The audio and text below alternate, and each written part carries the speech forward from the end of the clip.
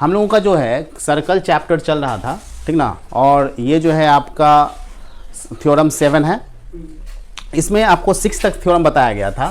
पिछले थ्योरम में हम लोग देखे थे कि जब किसी सेंटर से कॉर्ड पर परपेंडिकुलर ड्रॉ किया जाता है तो वो कॉर्ड को 2 इक्वल हाफ में डिवाइड करता है, ठीक ना। आज हम लोग देखेंगे कि the line drawn through the centre of a circle to bisect the chord is perpendicular to the chord. अब यहाँ पर जो है अगर कॉर्ड को बाइसेक्ट करता है तो वो परपेंडिकुलर होगा, ये प्रूफ करना है। पिछले थ्योरम में था क्या कि अगर परपेंडिकुलर ड्रॉ करते हैं तो वो लाइन को बाइसेक्ट करता है। क्लियर है? तो देखोगे कि यहाँ पर जो है अगर हमारा ये सर्कल हो, ठीक है, तो फिर ये सेंटर और ये हमारा कॉर्ड, इससे एक लाइन ड्रॉ करते हैं, ठीक ना। अगर ये बाइसेक्ट कर रहा है इसको, तो तुमको प्रूफ करना है कि यह जो है परपेंडिकुलर होगा एम ए बी के, ठीक ना। तो ये परपेंडिकुलर है, ये 90 डिग्री प्रूफ करना है, ठीक है। तो गिवन है हमारा, given a circle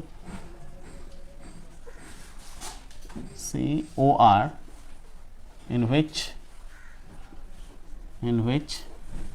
AB is chord, ठीक है, and OM bisect the chord AB, therefore AM is equal to MB, ये दिया हुआ है, ठीक ना। टू प्रूफ क्या करना है, OM perpendicular to AB। Construction कर लीजिए, तो ज्वाइन कर देते हैं, join OA and OB।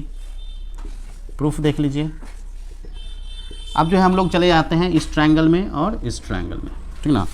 In triangle OMA and triangle OMB, तो OA is equal to OB, ये तो रेडियस है सर्कल का, radius of circle.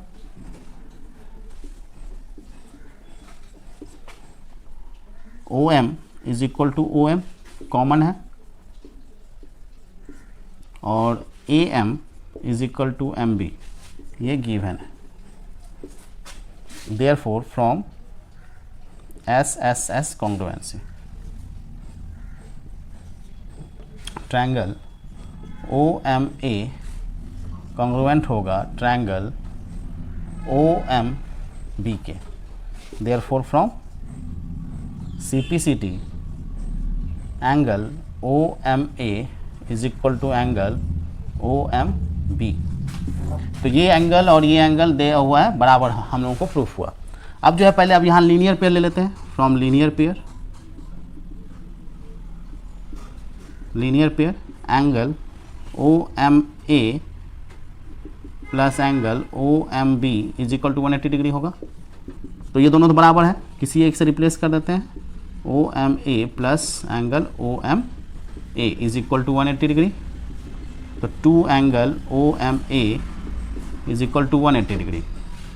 That implies angle OMA is equal to 180 degree by 2 is equal to 90 degree, hence OM perpendicular to AB proof. ठीक है, तो ये देख लीजिएगा, आपका थ्योरम इस टाइप से प्रूफ होगा। क्लियर? बहुत ही इंपॉर्टेंट है, इसके बेस पे बहुत सारे क्वेश्चंस पूछे जाते हैं, ठीक ना, आपको ध्यान रखना है। अब देखेंगे हम लोग थ्योरम 8।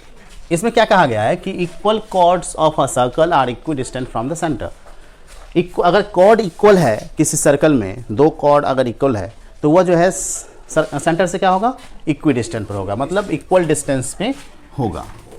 तो देख लीजिए, अगर ये सर्कल है, ठीक है, तो यहाँ पर ये अगर कॉर्ड ले लिया, इक्वल कॉर्ड है मान लेते हैं, तो हम लोगों को प्रूफ करना है कि ये जो है सेंटर से इक्वल डिस्टेंस पे होगा।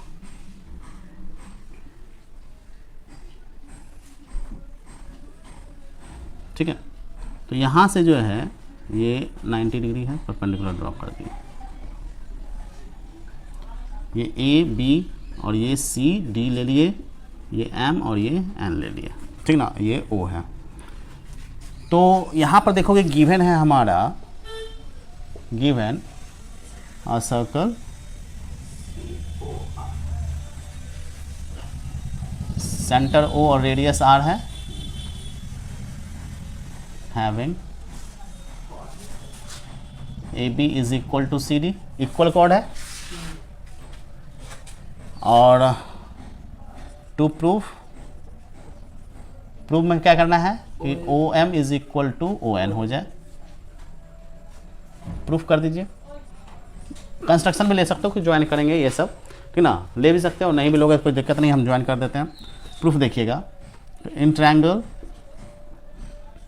OCM and triangle ON OAN, ठीक ना। अब देखोगे कि चूंकि तुमको क्या होगा, since AB equal to CD दिया हुआ है, इसका हाफ भी क्या होगा, half of AB is equal to half of CD होगा, और हाफ ऑफ AB और CD का मतलब हो गया CM is equal to AN, ठीक ना, ये गिवन है। CO is equal to OA, radius of circle है, और ON जो है परपेंडिकुलर है, हम लोग परपेंडिकुलर ड्रॉ किए तभी इक्विडिस्टेंस तुम्हारा हो जाएगा, बाइसेक्ट करेगा कॉर्ड को। और angle OMC is equal to angle ONA, since ON perpendicular to AB and OM perpendicular to CD, ठीक ना। तो ये परपेंडिकुलर है, क्योंकि बाइसेक्ट अगर कर रहा है तो हम लोग एक परपेंडिकुलर लेंगे ही थ्योरम के अकॉर्डिंग, ठीक ना। और अब हमारा जो है देखोगे कि क्या हो गया, RHS लग रहा है, देयरफॉर फ्रॉम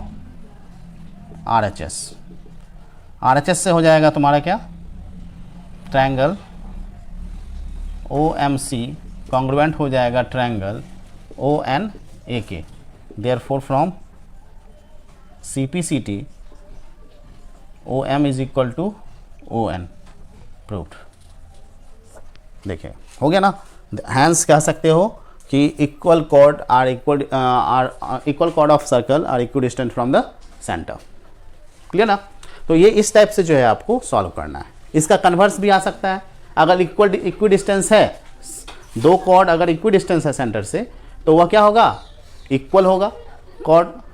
तो इसमें जो है कुछ नहीं करना होता है, जैसे इक्वल दे दिया, बस इसका कन्वर्स वाला देख लो, वो अपने से कर लोगे, कोई दिक्कत वाली बात नहीं है, एक ही जैसा क्वेश्चन है।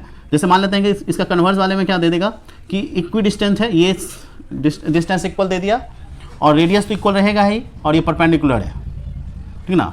तो इससे क्या होगा कि ये OM is equal to ON और OA is equal to OC, और ये 90 डिग्री है, ये भी 90 डिग्री, RHS। तो इससे क्या हो जाएगा, RHS से क्या हो जाएगा तुम्हारा, ये ट्रायंगल दोनों कॉन्ग्रुएंट हो जाएगा, कॉन्ग्रुएंट होगा CPCT से CM is equal to AN, और इसका डबल करोगे तो AB is equal to CD। तो ठीक है, तो इस टाइप से जो है आपको इसके आगे का थ्योरी जो है 9 नंबर थ्योरी आपका हो जाएगा। तो ईजिली आप अपने से कर लीजिएगा, उसमें कोई दिक्कत नहीं है, ये सिमिलर क्वेश्चंस है, ठीक है, आसान है, इसको आसान से कर लोगे, ठीक है।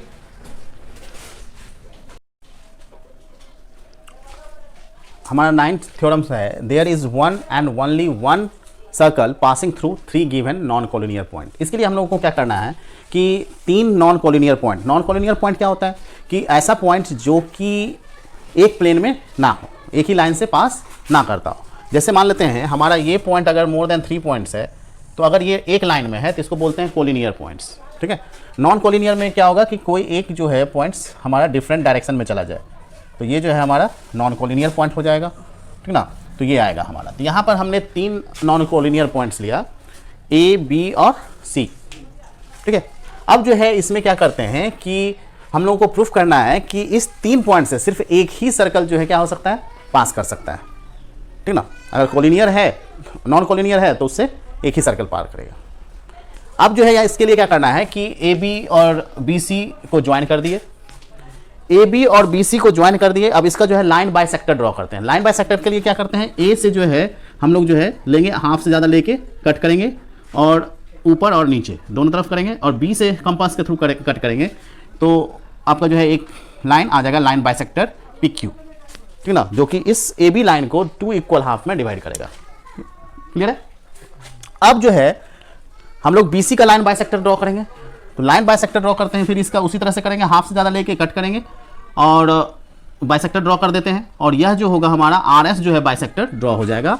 बी और सी पॉइंट से ड्रॉ करोगे तो यह आर और एस आएगा, जिसको ज्वाइन कर दोगे तो यह दोनों लाइन बाइसेक्टर जो है एक पॉइंट ओ पर जो है एक दूसरे को इंटरसेक्ट करता है, और यही जो लाइन जो पॉइंट है ओ, यह हमारा क्या होगा, सेंटर होगा।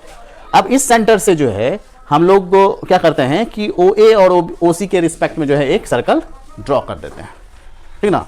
तो देखेंगे कि यहाँ पर जो है ओ सर्कल ओ सी आर जो होगा वो निश्चित रूप से ए बी सी से क्या होता है, पास करता है।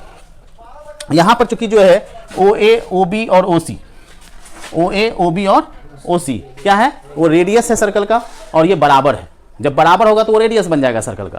क्लियर है। तो इसलिए जो है यहाँ पर जो आपको इक्वेशन 1 में दिया गया है कि सिंस ओ जो है lies on the perpendicular bisector है, तो ओ ए और ओ बी बराबर होगा। परपेंडिकुलर बाइसेक्टर है तो ये जो है तुम्हारा क्या होगा, ये परपेंडिकुलर बाइसेक्टर है ना, ठीक ना, तो ये भी तो ज्वाइन किए हैं, तो इसका बाइसेक्टर ये हुआ, तो इसका बाइसेक्टर यहाँ से ड्रॉ किया गया है। ए सी का बाइसेक्टर जो है ओ बी है, तो बाइसेक्टर है तो ये साइड इसके बराबर हो गया, होगा ना, और ये बराबर है, और इधर से ये तुम्हारा यहाँ से ये बराबर है, ये बराबर है, या फिर ये पॉइंट बराबर कर सकते हो। तो ये तुम्हारा जो O A is equal to O B हो जाएगा, और O B is equal to O C हो जाएगा।